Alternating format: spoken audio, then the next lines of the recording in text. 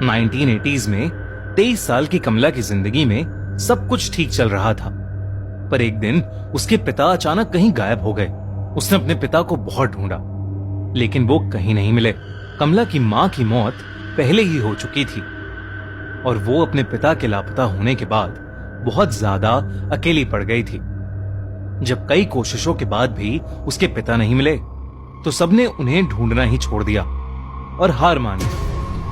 इतनी टेंशन के बीच कमला का ध्यान रखने वाला कोई नहीं था, इसलिए कमला के चाचा चाची ने उसकी शादी प्रभाकर परिवार के बड़े बेटे अजीत से कर दी, ताकि कमला का ध्यान रखने के लिए हमेशा कोई हो।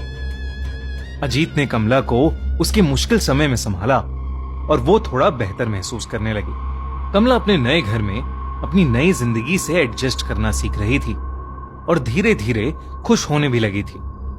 सारा परिवार उसे बहुत प्यार देता था और उसका ख्याल भी रखता था, खासकर उसका देवर राजेश।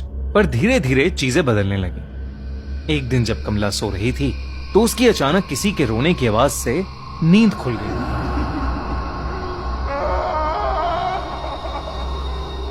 उसने अपने बगल में देखा तो अजीत अभी भी सो रहा था और कमरे में उन दोनों के अलावा और कोई नहीं था। उसे वो आवाज फिर से आई, लेकिन अभी भी उसे कोई नहीं दिख रहा था। उसने इसे अपना वहम समझा और चुपचाप वापस सो गई।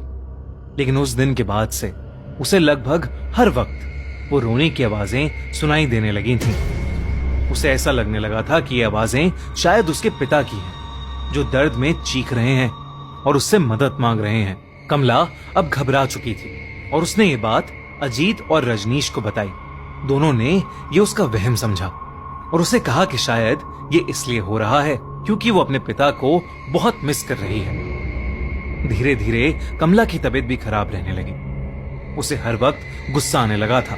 वो छोटी छोटी बातों पर चिढ़ जाती थी और अगर उसे कोई किसी भी चीज के लिए मना करता तो वो उसको जान से मारकर खाने की धमकी देने लगी थी। सबको लगा कि अपने पिता के खोने का दुख उसके दिमाग पर हावी हो रहा था, लेकिन इस सब के बीच कमला को वो आवाजें अभी भी आ रही थीं। एक दिन वो आवाज कमला को हवेली के एक पुराने कमरे से आ रही थी। वो जब उस कमरे में गई तो उसे वहां एक काली मूर्ति मिली। उस मूर्ति को देखते ही उसे एक अजीब सी बेचैनी महसूस हुई, लेकिन जैसे ही उसने मूर्ति को छुआ, उसे बेहद अजीब सा लगने लगा। उसे घुटन महसूस होने लगी और उसे सांस लेने में अचानक बहुत ज्यादा तकलीफ होने लगी। कमला ने घबराकर उस मूर्ति को वापस नीचे रख दिया। कमला को डर लग रहा था और वो कमरे से बाहर ही जा रही थी कि उसके पैर में कुछ भारी सी चीज आकर लगी।